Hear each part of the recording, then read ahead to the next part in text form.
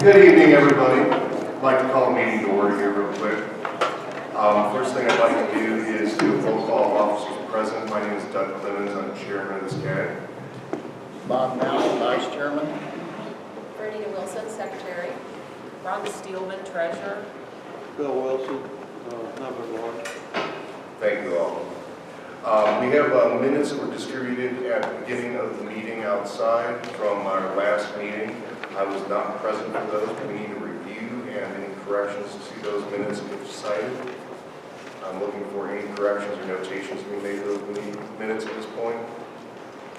Seeing none, we'll take a vote by voting members to enter those minutes into our record. Those in favor say aye. Aye. So passed. Okay, another item that was out front was an item put together for us by Terry Kagowski, who works for us under TASK. That was a summary of the USGS groundwater report that was commissioned by the Environmental Protection Agency last year, and it's a very helpful piece of paper to try and get through some of the technical aspects and understand what was done in that report. Terry, if you could raise your hand, please. Terry will be available for questions after the meeting if anybody has any specific questions about that. But we have a very full plate this evening. We actually had to put off Harvey Furman's presentation part 2 to our next meeting because we have several presentations and introductions to make this evening. So the first thing I would like to do is actually introduce Mark Dietrich with St. Louis County Emergency Services, who's going to talk to us about our area and what kind of plans are on the books for it. So Mark, if you can go ahead and come up, and we'll give you this microphone also.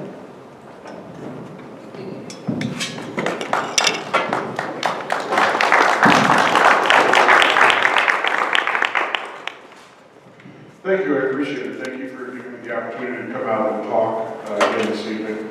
Some of you have already heard me in previous meetings. I've given kind of a brief overview of what we're working on. This is a little more developed, formal presentation that I'll be going through. There's been a lot of talk about people have asked us about the plan that we put together for the residents around the Westlake Landfill, should something happen, and that's what I want to talk about. First and foremost, a lot of people have asked for the plan, and I have absolutely no problem giving you the plan. However, and please understand what I mean by this, the plan is not for you. It's for the first responders who will be responding into the area. That's how it's written, that's how we put it together.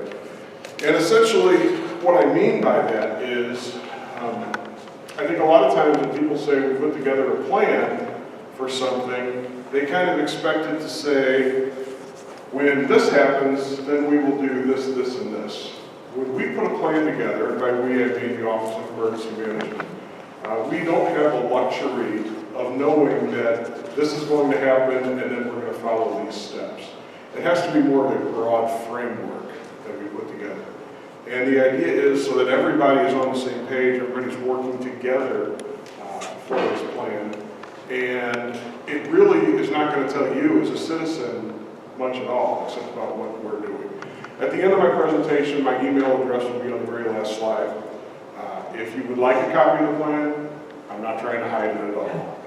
I'll be happy to send it to you. Just shoot me an email and I'll send it to you. I don't see a whole lot of benefit of me printing out 75 copies tonight and handing it to you and have 75 people tell me this doesn't tell me anything, because quite honestly, it doesn't tell you anything. What I'm going to talk to you tonight about is your part of the plan, what you should be doing, how what you do and how you prepare can not only help us, and by us I mean the first responders, respond to any major incident that occurs at the Westlake Landfill. It will also help you stay safe, keep your family safe, and be prepared for anything that might happen. A little bit about the Office of Emergency Management, what we are, who we are, and what we do. Okay? You see our mission up there, and you notice a couple things that I think are really important in our mission. First and foremost, we work with the whole community. That means we work with not only police and fire and EMS, which are your traditional first response agencies. We also work with hospitals, we work with schools, we work with businesses, We work with nonprofit organizations such as the Red Cross, the Salvation Army. We work with other government agencies, other cities, municipalities, that sort of thing. We also work with state and federal. But more important than all of that, we work with citizens. We work with the folks that we are here to protect. And that's part of what I'm doing tonight, is I'm working with you to give you an idea of what you need to do to help us and to help yourself. So I hope as we go through here that makes a lot of sense and that plays out in my remarks. And if it doesn't, please ask me questions for me to clarify. I also, before I get into this, I want to introduce two of the staff members from the OEM who are here, and that's Dan Stump and Brian Adams. I introduce them because I want you to know who they are, because you will see at least one of us at every meeting that goes on.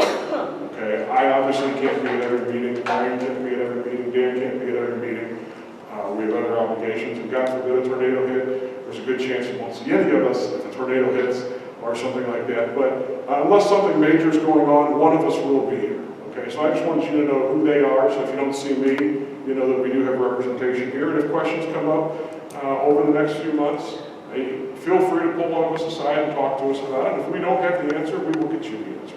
Okay, I just want to let you know who those folks are. Now, as I kind of touched on in my opening remarks, the purpose of the plan is to establish policies and procedures, how we're going to go about what we need to do. I would love to be able to have a plan that says, when this happens, you do A, B, and C. That would be a lot easier. But that's not the reality of what we deal with.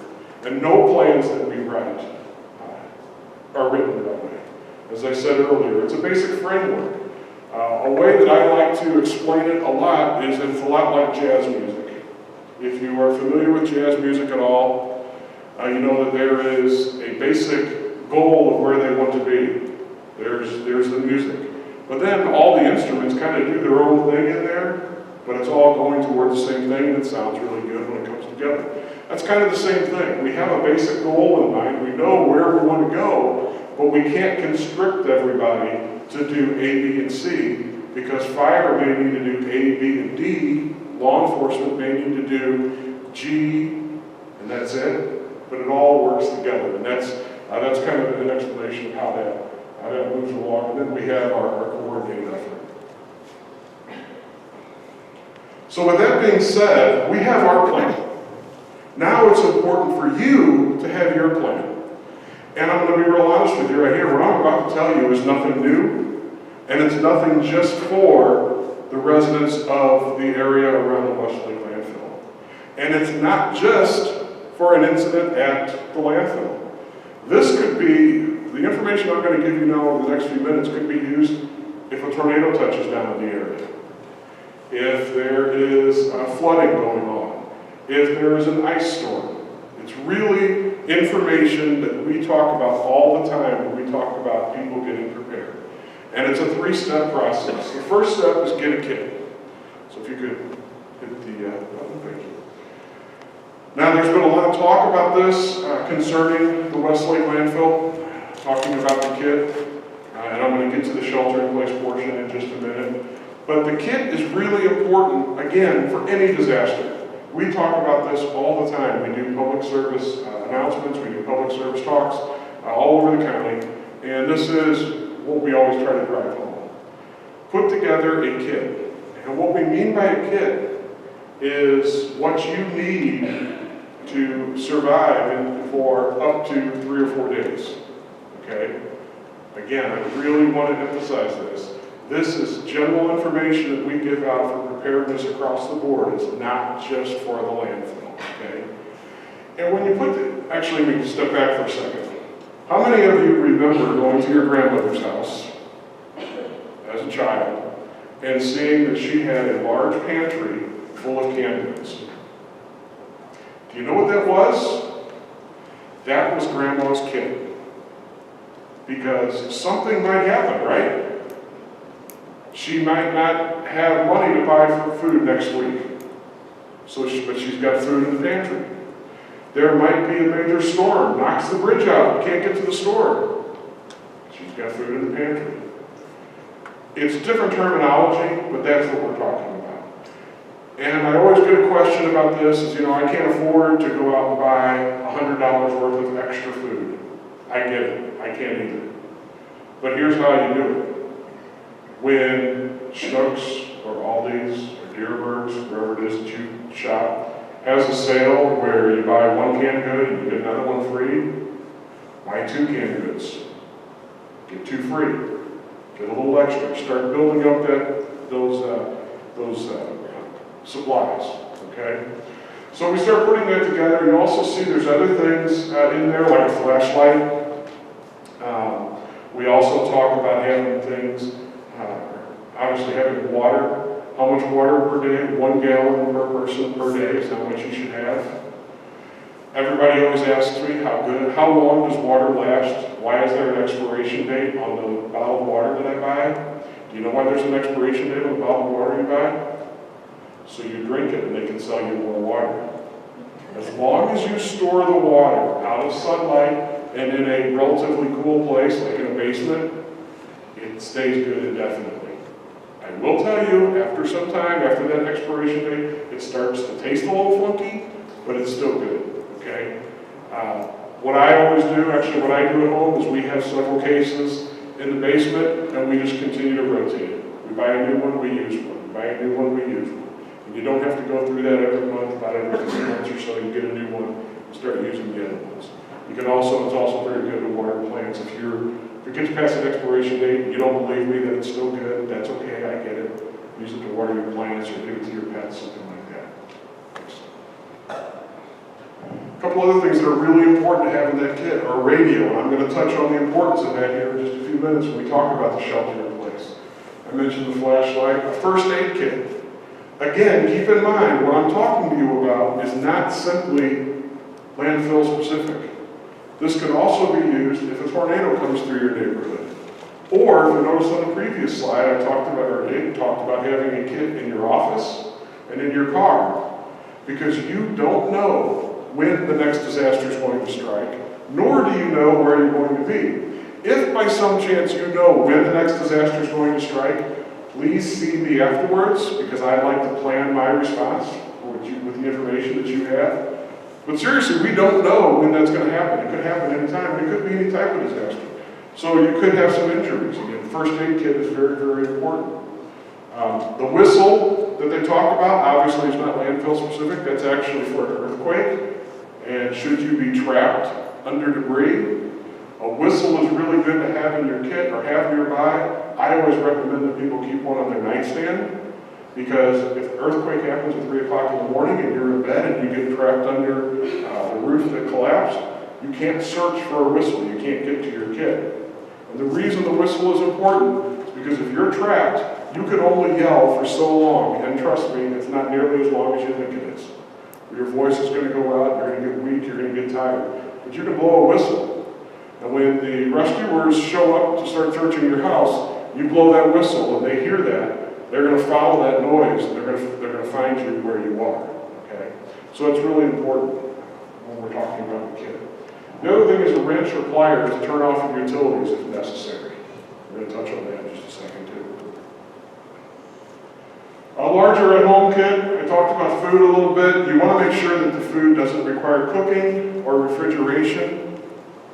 Another thing that I always like to remind people is to make sure that it's food you want to eat. Because there's 2 reasons for that. One, if it's not food that you don't normally eat and you don't like, it really is going to be tough for you to eat. And people always tell me, well, I don't care if I'm really hungry, I'm going to eat it. Maybe, maybe not.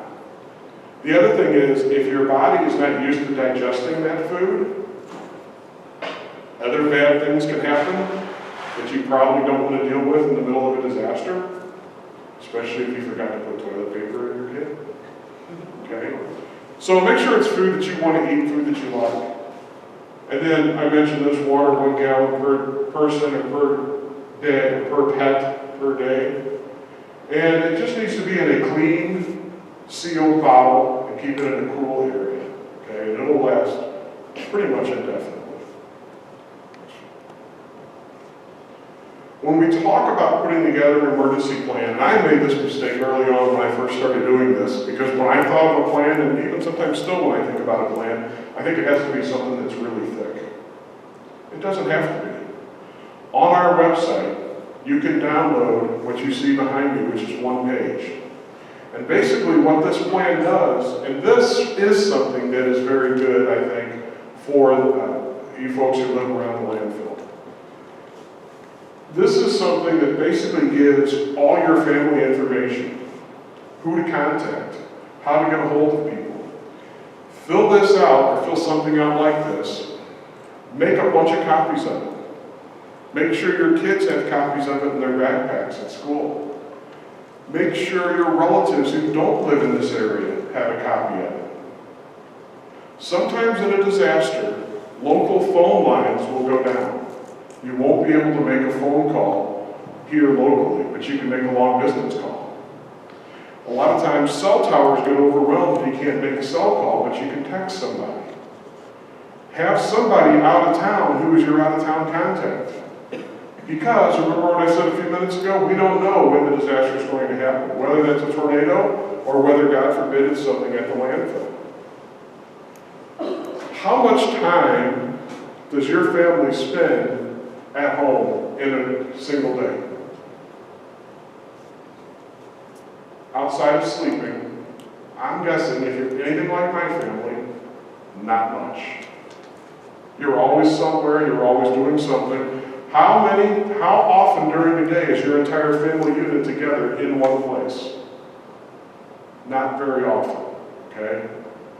Sometimes we are, a lot of times we aren't. But if we're spread out and that's when something happens, we want to make sure that we can all communicate. So you have everybody's phone number listed in here so that you can look it up. And I know a lot of you are thinking, oh, I have all those phone numbers already in my phone. And that's great, you should have them there. What happens if your battery's dead? What happens if you can't find your phone?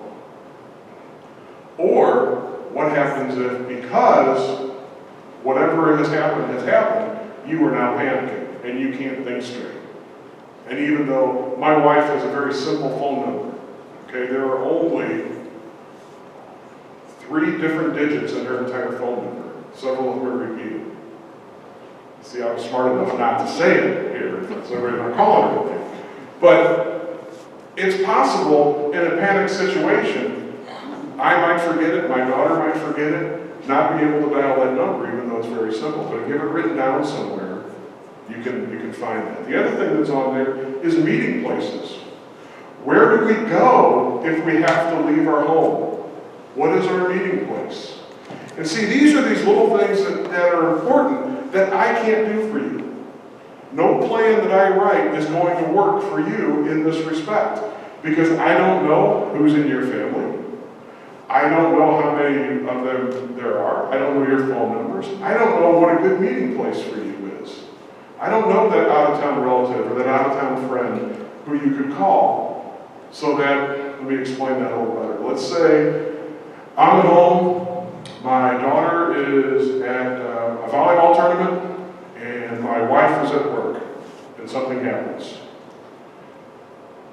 I can't get a hold of either one of them, but they can call Aunt Millie in Denver and say, hey, we're okay. And when I call Aunt Millie, she says, hey, I talked to your wife, I talked to your daughter, they're okay, and I'll pass on the word to them that you're okay. Now we at least have that comfort of knowing my family's okay. Why is that important? Go back to September 11, 2001, at 9 o'clock in the morning.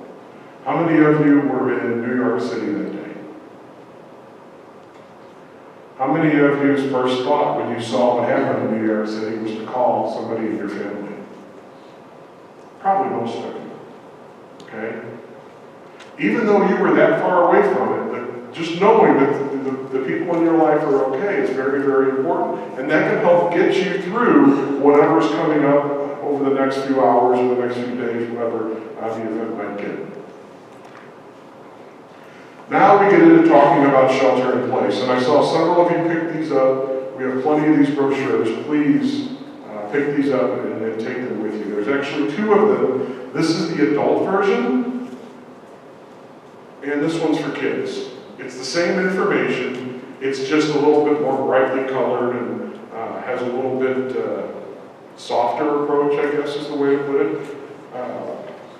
But this gives you information that you need to know about shelter in place. And that's important because, as I've mentioned here before, if, God forbid, an event happens at the landfill, one of the very first things that's going to happen is you are going to hear information from, most likely it's going to come from Landfill Fire. I'm making an assumption that they're going to be first on the scene and they're going to be the ones that call this. And they're going to put the word out to shelter in place. First of all, how are they going to put the word out? There's several different sources that you could possibly hear about this information. First and foremost, broadcast media, television, radio. I talked earlier about having a radio in your kit. That's good for any disaster. When the tornado sirens go off, stepping away here for a second, but this is certainly applicable. When the tornado sirens go off, what are you supposed to do? Anybody know? Get inside, go downstairs, turn on a radio, turn on the television to find out where that tornado or that possible tornado is. When we sound the sirens, we sound them for the entire county, regardless of where it is. If you go into your basement, you turn on the radio, you turn on the television, you find out that it's in Jefferson County and it's possibly going to touch deep south St. Louis County, you're okay. It's probably not going to hit you here. Go on about your day, don't worry about it. Okay? Now, with all that being said, what do people usually do when the tornado sirens go off? Be honest. Go outside. Go outside. And again, if it's the scenario where it's deep down south and up here in the North County area, it's bright and sunny and a beautiful day, you think to yourself, what a bunch of morons. Why do they sound the sirens? Well, I just explained to you why we sound the sirens. Because we do it for the entire county. The reason we do that, I know this is in siren talk, but since I have a captive audience, I have to get this information out. The reason we do that is we don't know where you're going. You could very well be getting in a car and driving to South County at the time that the tornado is going to come through. We want to give you all the information that we can because our goal is to keep you safe. Okay, so it's the same thing. You hear those sirens, you should go downstairs, turn on the radio, turn on the TV. You have your radio or your TV turned on, you get this information. Another great way to get it is through the NOAA weather radio. That's from the National Weather Service. They hate it when I call it a weather radio, but when I call it that, you know what it is. The reason they hate that is because they are now calling it an all-hazard radio. And that means if it's an event at the Westlake Landfill, that NOAA weather radio is going to turn on and tell you what's going on. The beautiful thing about that is, if it's 3 o'clock in the morning, I'm going to guess most of you don't have a radio or a television on. Nor do you want it on, because you're trying to sleep. But the weather radio, if something happens, will go off and alert you that something's going on and tell you exactly what it is that's going on. So if you don't already have one, I would really suggest that you get one. They're really inexpensive, I think less than $30, but it's $30 well spent. Again, not just for the landfill, but for any natural disaster, tornado, ice storm, all those sorts of things, severe weather that could possibly come through the area. The other thing that's really important when we talk about shelter in place, as I said, that's going to be the first thing you hear is shelter in place. Why would we tell you to shelter in place? Because many of you are thinking, this stuff is bad, I don't want to be around it, just get me away from it. And I totally understand that. The reason we would tell you to shelter in place is because when it first happens, we're not going to know what it is that we're dealing with. We just won't. We'll know something has happened, but until we get the firefighters there with the proper response equipment and monitoring equipment, we're not going to be able to figure out what it is that we're dealing with. So the safest course of action is for you to stay inside and shelter in place. If a tanker truck of chlorine were to drive down Highway 70 right now and overturn, the smartest thing for us to do would be to stay in this building. Just like if a tornado is possibly coming through your neighborhood, the smartest thing to do is go to the basement. If we have a chlorine leak, for example, we don't want to run outside and see the chlorine and see the green cloud. Trust me, it'll be green, it'll be pretty, it's also deadly. Stay inside, okay? Until we know what we're dealing with. So as you see right here, typically a shelter in place is going to be several hours, not several days. We are not going to tell you to stay in your house and hope and pray that help comes. I will make this guarantee to you. When we tell you to shelter in place, help is coming. And what we are doing is figuring out what chemicals we're dealing with, where they are. It's conceivable. If the fire reaches the surface, at the landfill, and we have some contaminants going in the air, it's conceivable that you all could not be affected. Because if the smoke goes straight up and the wind carries it away, it could go miles away. But we won't know that right away. So we don't want to just bank on it being safe and let you go on about your day. We're going to tell you to shelter in place. At some point, we may tell you, if you live in this area, around this radius, it's safe to go outside. But if you live in municipality X, and I'm not going to name one, because I can imagine the headline tomorrow morning in the Post-Dispatch, that the Director of Emergency Management said municipality X is in danger of being contaminated from an event in Westlake Landfill. We don't know which way the wind's blowing, we don't know all that information right now. So I can't say that for certain. But it's conceivable that something like that could happen. It's also conceivable that whatever it is that's released is not toxic. And then, of course, the worst case scenario is that it is toxic, it is very dangerous to you, and we would have to then take some further steps, which I'll talk about in just a minute. So how do you shelter in place? First and foremost, get inside. Just like the tornado, don't go outside to see what's going on, get inside. Close all your windows and doors. Close any air vents, fireplace dampers that might be sucking in outside air. When you look at that brochure, and I'm kind of sorry that I had it done this way now, but I'll explain why it says this. It tells you to turn off your air conditioning. If your air conditioner doesn't draw in outside air, and I'm guessing 100% of you who have a residential air conditioning unit does not draw in outside air. If you have an air conditioning unit on the outside and a furnace and blower on the inside, you're not drawing in outside air. It's mainly commercial properties that draw in outside air. But the reason I had to put in there that way is because there might be a house somewhere that draws in outside air. And my main goal is to keep as many people safe as possible, and I don't want that one family getting in harm's way because I told them air conditioning's okay. So now you know why it says what it says. It tells you to turn off your air conditioning, but if you do not draw on outside air, and I'm relatively sure you don't, you can go ahead and keep those on, okay? You don't have to stay in the heat. You want to go to an interior room with few or no windows. Very few of us have a room that doesn't have windows or doors to the outside, and that's okay. But you want to go to one that has the fewest. And this room would be a good place to keep that kit that we talked about earlier. You just have it there already. You don't have to worry about it, okay?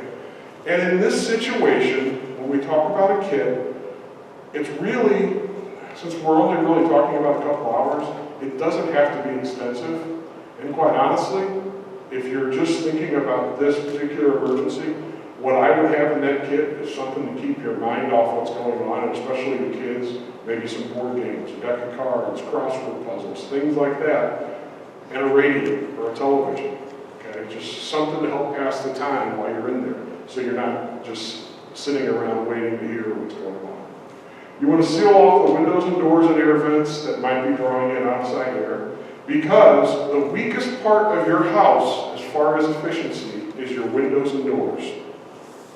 Okay? Many of you probably already do this in the winter. I know until I got new windows put in my house last year, I did it every winter because I had a window in my kitchen that might as well not even have been there. So much air came in and out of it.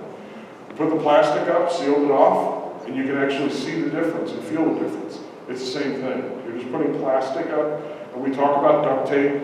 That's just to easily get it up and get it around there. And then you want to watch TV, listen to the radio, or check the internet, because that information is going to be forthcoming, exactly what's going on. We are not going to leave you there. We're not going to leave you without information. We're going to continue to be updating that information to let you know. So a couple things that you can do before you need to shelter in place.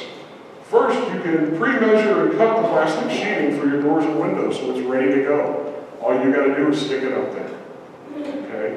I have heard some talk over the last month or so that the cost to shelter in place and do all this is like $1,500. I have no idea where that figure came from. Again, if you go to a hardware store and pick up the plastic that you can get to insulate your windows in the winter, I think you can pretty much do it for less than $50.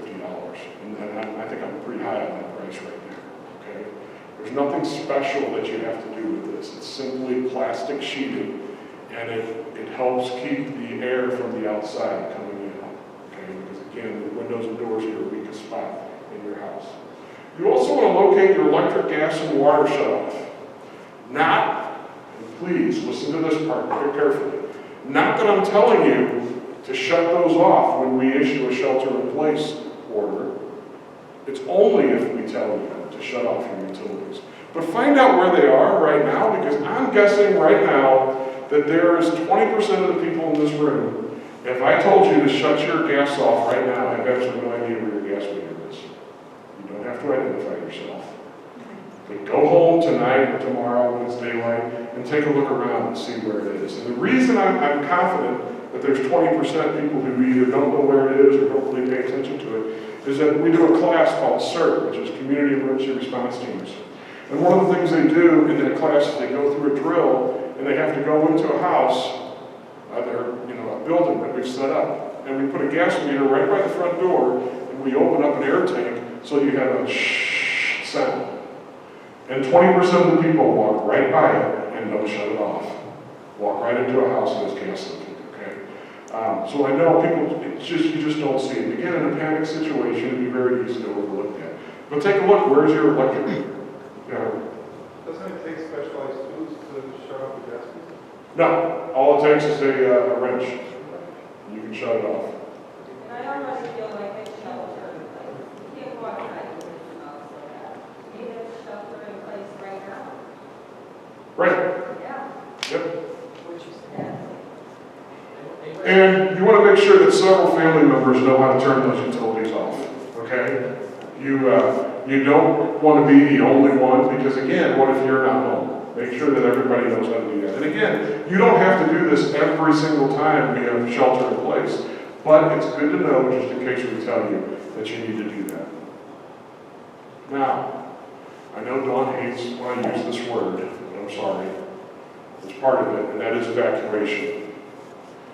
I mentioned earlier, first thing we're going to do is tell you to shelter in place. And the reason we're telling you to shelter in place is so we can figure out what it is that we're dealing with.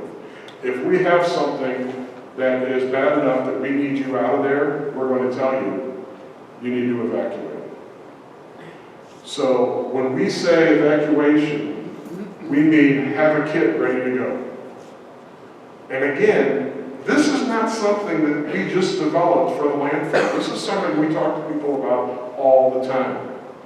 There are all types of things that can cause an evacuation, and you need to be ready to go at a moment's notice. That means medications, eyeglasses, extra clothes, some food, okay? Have that kit ready to go. You don't want to be running around trying to put it all together and get out the door at the same time. It just won't work. I talked earlier about having a plan where your family would meet, know where that place is. One of the other things that I will tell you is that if I were you, and I have actually done this for my own home, for obviously different reasons, but we know where we're going to go. And I'm telling you right now, it ain't a shelter. Okay? That's not where you want to be. It's great if that's the only place you can go, but find a friend or a family member who you might be able to stay with for a few days out of the area and work that out ahead of time, because trust me, as crowded and as uncomfortable as it can be sharing a house with, a family or friend, it's much better than sharing a house with 50 strangers. You know, it's basically a big room like this with a bunch of cots in it, and that's all you get. It's not really a place that you want to be, so you want to take a look at that. You want to follow recommended evacuation routes. We are going to tell you, part of that information that you're going to get is where you need to go and how you need to get there, okay? So, you want to follow those routes, because if we're telling everybody to go down this center aisle, and half of you are coming up the center aisle, we're working against each other. And we will look at this situation and look at the most effective, efficient way to get everybody out of the area in the quickest amount of time. That's what we're trying to do. We need everybody to work together on that. Secure your home, lock the doors, and if you're instructed to do so, shut off the utilities. Okay? And obviously that's going to be on a case-by-case basis, and it just depends on what it is that we're dealing with. More than likely, we're not going to have you shut off the utilities, but I want you to be ready for that. Now, before you evacuate, work on that family communications plan. How are you going to communicate? How are you going to know where everybody is? Are you going to get a hold of each other? Make sure that's in place. And also, check on your neighbors. You all know neighbors who don't drive, don't have cars. Check with them. See if they need a ride if you would have to evacuate. Oh, you know, it's not simply going to be first responders coming in, swooping everybody up and getting them out of the area. That would be great if we could do that, but the honest to God's truth is that just can't be done. There's a lot of personal responsibility that goes with this. And you also need to work together and check with your neighbors, see what kind of needs they might have. That doesn't mean you can't come to us and say, look, we went through the neighborhood and there's an issue of 75 people have absolutely no transportation. That's actually really good information for us to know, because we can adjust our plans knowing that ahead of time. Keep in mind, I'm telling you to do things before shelter in place and before evacuation. We have to do things before those things happen too. We don't just sit, you know, at our desks and wait for it to happen and then jump in. We're working on this continuously and trying to refine our plans all the time. And I talked about this earlier. The notification is going to come from social media, local media, TV, radio, news websites. Noah all has radio. What I didn't talk about is Nixle, N-I-X-L-E. You can go on there and sign up to get notifications from us, either email or text, for any disaster that might be happening in the area. We send those out regularly.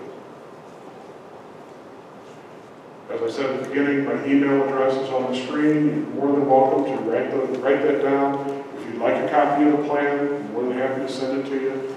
But I think what's in those brochures and what I talked about tonight is really more applicable to you and how you fit into this entire thing.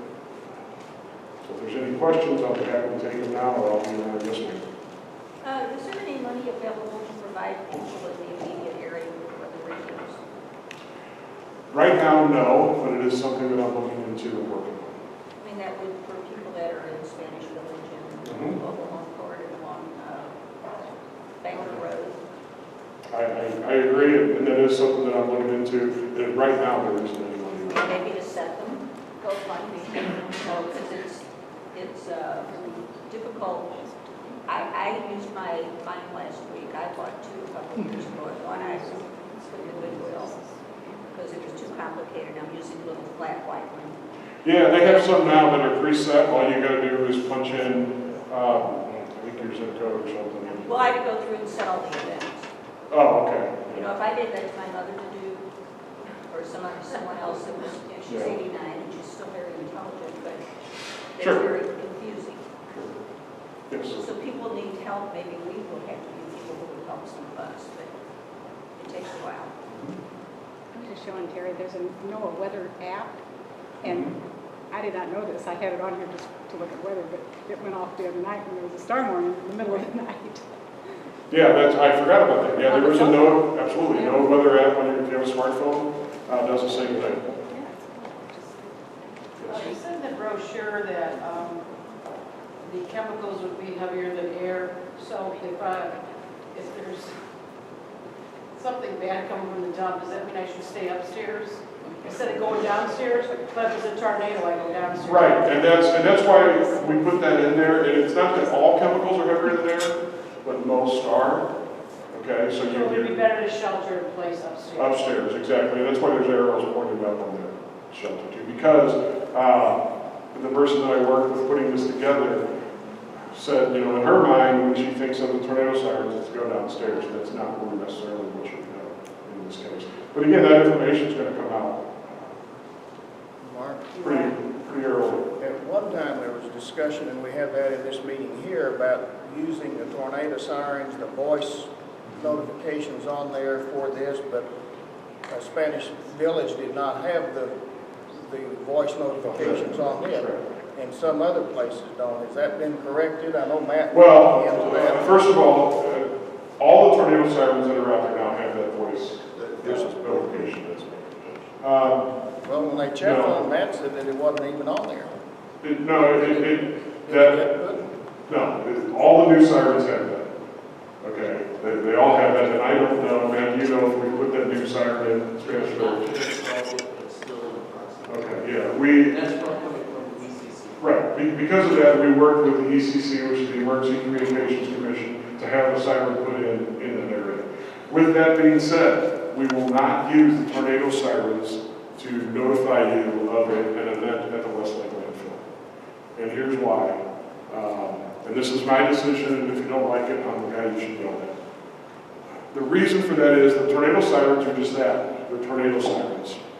I don't want to get into a situation, especially in April and May, kind of tornado season, where we sound the sirens and you're thinking to yourself, is that a tornado or the landfill? The other thing is those sirens are designed for you to hear when you're outside. They're not designed to hear when you're inside, okay? Inside, you should be listening to the weather radio, television, radio, getting your information from that. I don't want to confuse the two. I also don't want people to rely on that because I don't think it's the best way to get the information to you. And that voice, yes, it has the voice on it, but let me tell you what it sounds like. It's not going to do you any good. So that's why I really don't want to do that. Hey, do we have a final question for Mark? Okay? Oh, yes. Do the air conditioning, does that go for window units as well? Yeah, you're fine. They're not drawing in outside here, so. All right, thanks a lot. Appreciate it.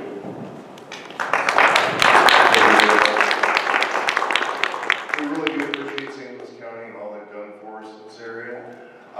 Right now, I'd like to introduce our new project manager for the landfill site, and that would be Vann from the Environmental Protection Agency. And he's going to spend a little time with us, talk about what he's been doing since he's assumed the post and what's been going on over there. Go ahead, Brad.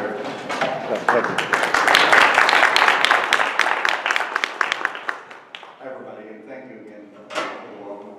My name is Brad, and I'm the new, relatively new, about 5 months assigned project manager for the Westlake Superfund site. I replaced Dan Vann, for those of you who may or may not know him. Let me give you just a very brief background, because I'm sure you didn't come to hear all about me. My background specifically, I used to work for the U.S. Army Corps of Engineers. I worked there for approximately 14 years. I worked in a number of capacities. I'm a geologist, hydrogeologist by background. I have a bachelor's of science and a master's degree in both. When I worked at the Corps, I started off in the civil works. As a new geologist, you kind of work multiple programs. You work environmental, you work civil works, you work military construction. You go wherever they need a geologist. So I have a very diverse background from that experience of essentially putting a lot of holes in the ground or digging big holes or building things, working on environmental sites, what have you. As I worked at the Corps over the number of years, I became a groundwater modeler. I worked on a number of federal facility projects. Locally here, I worked on Walden Springs on the DoD side of the fence for the Army Corps of Engineers. And I also worked at Tyson Valley Powder Farm, or former Powder Farm, as you all know, from this area. So I do have a little experience of St. Louis area and St. Louis geology.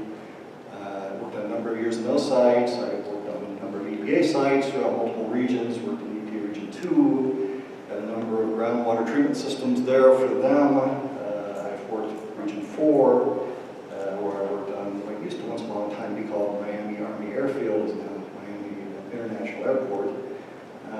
There's a long legacy of federal facilities that go way back.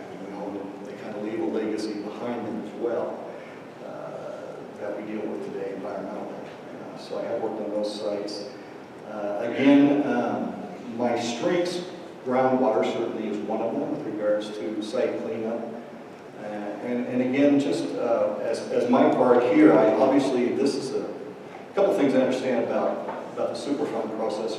It's kind of called, but also as we know, circle of law is when a Superfund site is designated or MPL site is designated, it's a really long process. I think you all are probably more aware of that than anybody else.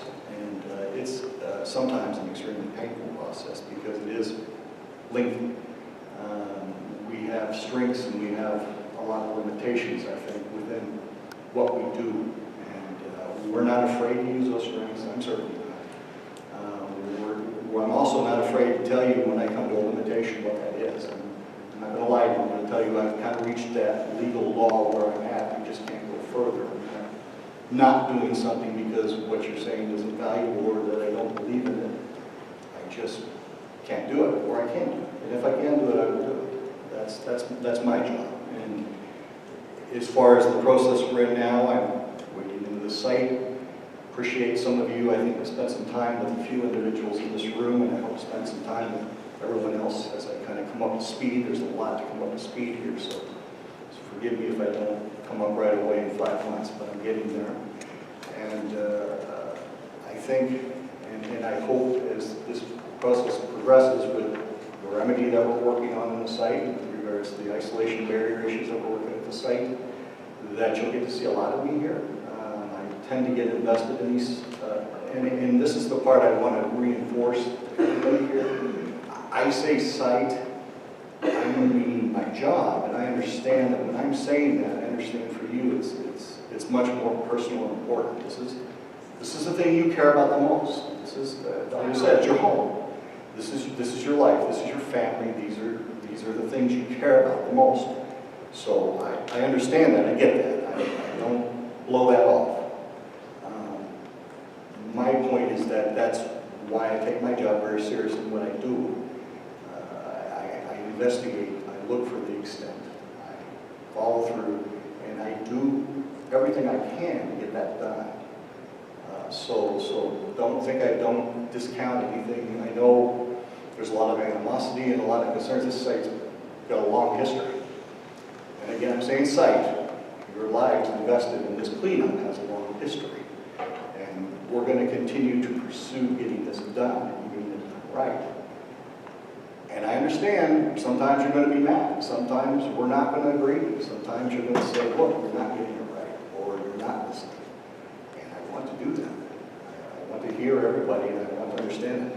And I definitely want to have those one-on-one conversations, because I think that's where we get the best communication from, because I can hear people individually and get those specific points down. But again, and I've talked to Bob, and I've talked to a few others, and I want to hear that. And as things progress, as far as the cleanup goes, whatever that cleanup turns into, I will be at the cleanup. That's what I do. I'm invested in those kind of things. My wife will tell you, we spend a lot of time living on my job. And that's why I became a geologist. The rocks don't come to me. So I go outside. And I have other people like me that like to do that as well. So I'm not trying to be funny. I'm just telling you honestly, that's the way I approach my job. So you'll see me a lot. That's what I'm saying. And I look forward again to meeting everybody I know. I may have met some folks on the phone. I apologize if I haven't talked to you tonight. As I get to know people's names, I'm terrible with names. I'm really good with faces. So it takes me a little while sometimes. But as I get people's names and faces put together, I appreciate it if you come up and remind me. I definitely work on that. But again, we're going to keep working on this. We're not done. It's not finished. And that's kind of my job, pursue getting the work done in a safe manner, safe to the folks that live here. And if you get mad at me and want to yell, it's okay. Get mad at me and yell. That's kind of, I worked with the Army for 14 years. And if it taught me anything working on Army sites, federal facilities are a mess. They're just a mix of all kinds of things. If you've ever dealt with any federal facility, you know a former military base does a lot of stuff. You can have fuels and explosives and you name it. It's a good training ground for young geologists. But the other part I got from that is when I walked into a room of people in our community, I was probably the most disliked individual in the room, and I maybe now, I don't know. I'm not trying to be that person. I'm trying to help you get this resolved in a manner that's safe for you and your family so that your lives can carry on the way you want them to. And again, if you disagree with me, great. If you want to give me information, great. I think Ed, Harvey, and Bob and others have shared some information with me. I want to keep hearing it. I'm not brilliant. I don't know all the answers. But that's the way we get the answers, is we communicate, we talk, and we get pieces of it. You may not always agree. We may not always see the same perspective, but I'm going to listen to your perspective. Whether I agree with it or not, I'm going to listen to it. Okay? And that's all I can do. That's my job. And as a project manager, my job is to try to bring all those pieces together. You haven't seen me for a couple of months because when I've been trying to figure the job out, this one's pretty complicated. Let's just say that. I think you all know that. You lived it. I left 4 other projects and 78 other contracts to work on this project, my project, exclusively. I don't work on anything else. So it kind of gives me an idea of just, and I wish I were twins right now. So it's a lot. But we're going to keep pursuing what we do. We're going to pursue it openly, and we're going to work to try to get the job done. So that's just my piece. And that's just the way I work. Well, Dan's a sharp guy to thank you. And again, I will be here afterwards. Like I said, I've talked to some of you individually. I'll be here. Jeff's here. My boss is here. Ben is here. You guys know Ben. His boss is here. I don't know if you've met him yet. But Curtis is here. And we're here to talk to you. So please come back, shake my hand, or just yell at me, or whatever you want to do. But just come back and let me know who you are so I can talk to you. I appreciate that. And I appreciate the time some of you, again, spent on the phone with me for one of your questions. I haven't finished them yet. Not because I don't care, just because a few of those chainsaws I've been juggling. Plus, if I don't get your questions done for the next CAG, it's not that I didn't want to get them done. I want to get them right. I want to get them fully answered. That's the point of the technical call that we put together. And that was one thing that was, I think, brought out in that call, is that sometimes the questions aren't getting answered. Are we not answering the right question? Maybe we're not understanding what you're asking, so you're asking the same question. You're going, why isn't the EPA listening? Well, it might be that we're hearing this and you're meaning that. So that's part of that. And we hope to resolve that and get, I just want to get honest answers for the honest questions. So. What's it been like for you to get up to speed? Can you tell us about that process real quick? Just very quickly, and again, this is a very complicated site. We have multiple agencies working on a site. We've got the U.S. Geological Survey, obviously, doing the groundwater piece that they just finished up. We've got the Army Corps of Engineers engaged. By the way, I know all the people that were on this project, so it's like going home again. We've got the Office of Research and Development. We've got our headquarters scientists engaged. We've got a lot of people working on a lot of pieces. You've all seen our January letter. We're working on further characterizing the rim. We're working on the pyrolytic study. I'm not going to go into details because we're still flushing those details out. I don't have them in CAG. That's the only reason I don't go into that. So, again, as we get these pieces worked out, I will bring it to you and I will share it with you. So, just bear that in mind. So I appreciate your patience with the new kid on this. And I know for those of you who are in there, this has been a really long process. And a painful one, I think, for a number of folks, too. We did the drive-by today, got a whiff. That's aromatic, to say the least. So, yeah, Report it to DNR. You know, I had to go over and just check it out ourselves, so we did. But again, we get it, we understand it. I had some really nice discussions, like I said, with Kay and Ed and Dawn. See, I'm working, I'm trying to get the names. And of course, Bob, and again, I'm going to work hard to get to know everybody else. I'd like you to get to know me. And again, we're not going to always agree, but that's okay. Give me that feedback to let me know where we're not agreeing. Because sometimes maybe we can find the answer in that, or maybe there's a piece I'm missing. Again, I'm not a genius. I miss things. My wife always tells me the obvious escapes me. It does sometimes. I'm too focused on something else. So I know you've got Terry here from the task. We're communicating and trying to get information shared through Terry. Because again, sometimes we speak geek, and we speak too much geek, or we speak in too many acronyms, or we speak in whatever way that's not communicating. I want to try to do that, and likewise, if there's something I'm missing, you guys help me out, figure that out too. I appreciate that. I appreciate talking with you as well. So again, I'll be here afterwards. Please come back and talk to me. I'll be happy to chat with you. Thank you so much. Thank you, and welcome aboard. Brad had mentioned our technical committee. We have revisited our technical committee. It's been reformed, up and running. Bob has spent a good deal of his time working with this committee as our executive board representative, and Ed Smith has been chairing the committee, and he would like to give us a report on the last meeting, and we'll start taking questions after his presentation. Hello everyone. I don't really have much to report. We're still working out the kinks and trying to get this moving forward. We're working with Terry from SKIO with the Technical Assistance Services for Communities grant. We're reviewing, keep sending the CAG your questions. They're sending them to us so we can look them over, see if they've been answered before, and get any further explanation that may be needed to get them answered right, as our new EPA Superfund project manager just referenced. We are going to work on trying to dive down into the weeds a little bit more on some of the issues that you guys have, and that we have as well, about where more clarity could be needed, including things like the baseline risk assessment. There are a lot of folks still confused about how that worked. We have a lot of concerns as well about how that document has been used. And then lastly, one thing that has continued to be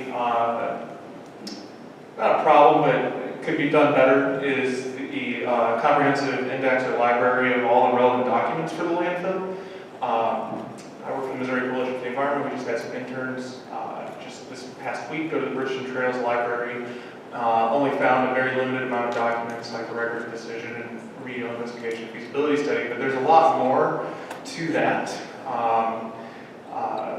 It actually appears there's a more full record at county library headquarters than there is at Bridgeton Trails, which is listed on the EPA's website for where to find all the primary documents. And we're also going to, once we come up with an index, encourage EPA to either provide those at the library, that's the library of record, or digitally on their website, being the preference. Thank you very much, Ed. I'm going to have Bob Nolan explain the process for our technical committee questions. Thank you very much, Ed. Thanks for all the Yes, and Ed keeps coming up with new questions and new processes and finding out things like the library that's supposed to have all the information, doesn't have the information, and so we appreciate them that. I just wanted to express to you again, don't stop sending in your questions for EPA.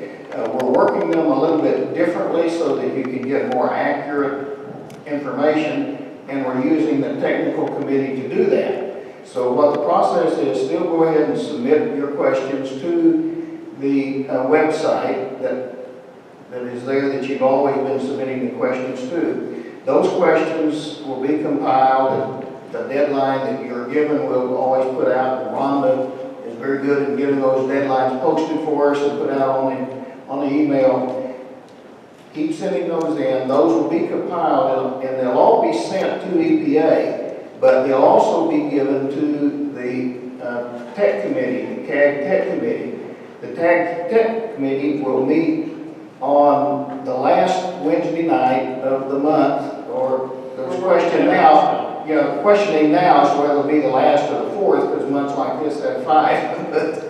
But those are now on Monday. They're talking about shifting that to Monday now. I haven't forgotten that. But anyway, they will meet. They will look at all those questions, see if there needs to be some clarification made to the EPA as to what is really meant, because they may know where that question is coming from here, where the person at EPA wouldn't know why that question was being asked.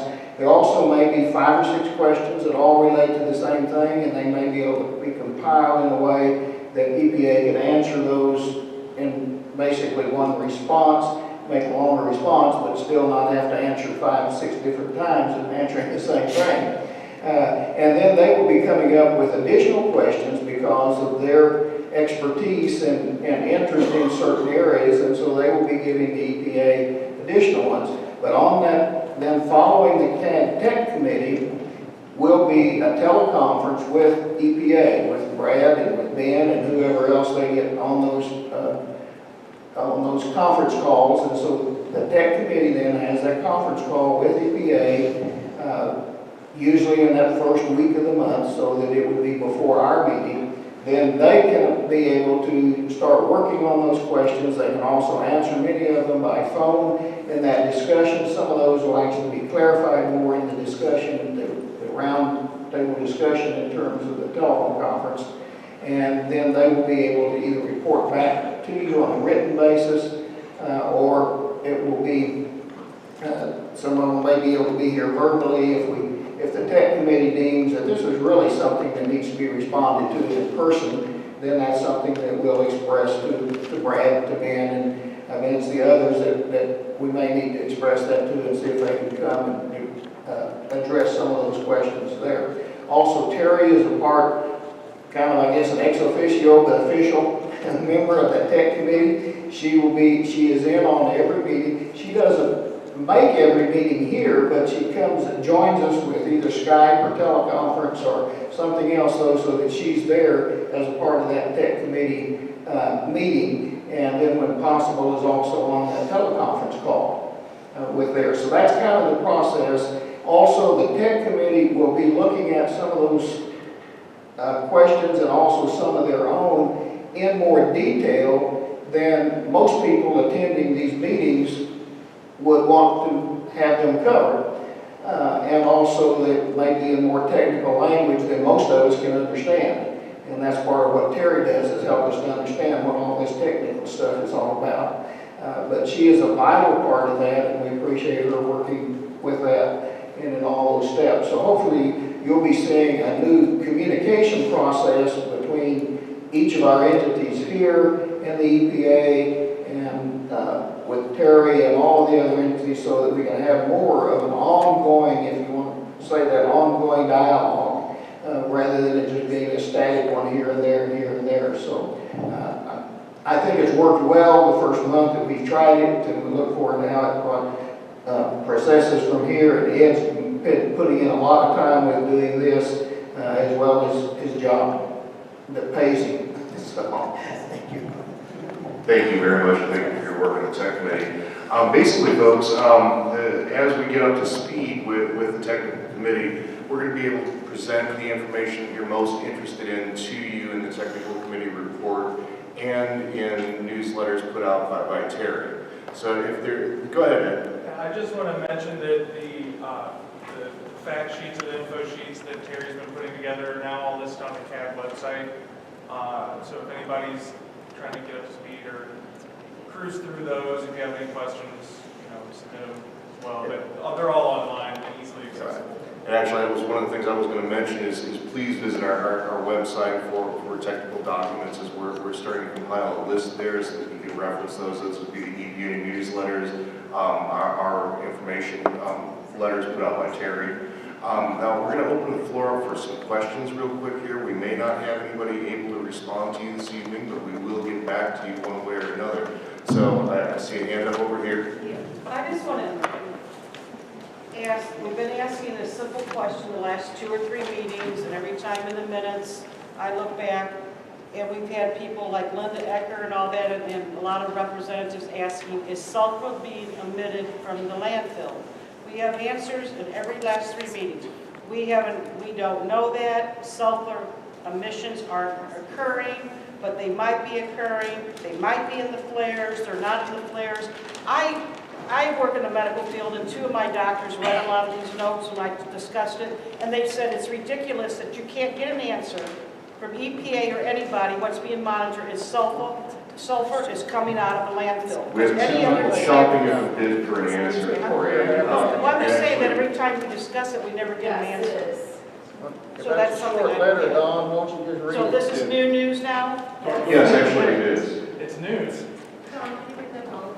Yeah, March 25th, there's a letter out on the DNR's website saying, shame on you, Republic, your flares are putting out more than 250 tons per year. By the way, last year it was only 50. Did we discuss this at a meeting? It's on the Facebook page. No, we're going to discuss it this Thursday because there's more back and forth on the There's so much to DNR's read. website. Don, why Websites don't and you, why this. don't you read that letter to the group here? So I'm talking, That's no probably one uses causing a lot of microphone. eye problems that people are having that live in Spanish Village. Well, something to remember too is that while this is one site for folks in the community, it's jurisdictionally 2 different ones. So the Department of Natural Resources is responsible for what's coming out of flares as well as the county. No, I was just wondering if there is, I didn't get that letter. Because I mean, there's so many eye complaints that are coming, they're getting worse. A lot of my neighbors are starting to have more problems that didn't have them. Yeah, it says, the Missouri Department of Natural Resources Air Pollution Control Program has updated its calculations of sulfur dioxide, which is SO2, emissions from Bridgeton Sanitary Landfill's candlestick flares and has determined the combined emissions from these flares exceed 250 tons per year. So yes, that's a lot. Last year it was 50, the year before that, it was only like 3.78. Thank you. So, I was just saying the last few meetings, everybody acted like sulfur. What are we talking about sulfur? We're not talking about sulfur. You know. Right, and Thank I you for think clarifying. those numbers were shocking a lot of people, so they were waiting to talk about them. Do we have any other questions out there? Is this going to give us permanent eye damage? That one I can't answer. Do we have anybody here that could? EPA. I don't think they've got a position with them. We can put that in our list of questions for technical committee. We'll bring an answer back. That's actually a very good question. Well, actually, Is it going to go? Health issues are not EPA's jurisdiction. Health issues go to Erin Harmon and her organization, so they're the ones that, CDC, basically. yeah, the CDC and those groups, but EPA's role is not dealing with health problems in that sense with that. I wasn't asking EPA to answer, I was just asking generally if they know it causes long-term problems. We can seek an answer for you and From present the that to doctor you. that was here. Yeah, we can seek a physician, or we can actually seek with Erin. Unfortunately, Erin's been under the weather and was unable to attend this evening, but she actually would be our go-to person for health concerns, and she's very prompt at responding. Especially on the aging population, they have cataracts already and eye problems. My neighbor has her cataracts, and now she has this, so she's having more trouble seeing. The neighbor down the street that's in her 80s. My eyes, my vision, I have to get new glasses. I'm just saying, it's a big deal, and I just seem like nobody. Understood, I guess if I go and blind, worth the I inquiry. Harvey? Yeah, we made a request with St. Louis County Department of Health, and they've agreed to do a health study out here looking at specifically clusters of symptoms and problems that are caused by the sulfurs to see what they can document. So that's new news, actually. Did everybody catch that? St. Louis County Department of Health, they've actually been doing some research on our behalf in the area. They've included sulfur emissions as part of their research of health effects on people in the area. Thank you. Any other questions for this evening? Seeing none, can I get a motion to close? Motion. I hear there a motion, a second? Second. All right. Thank you all for your attendance, and we look forward to seeing you at our next meeting, which we will know about via email and public posting.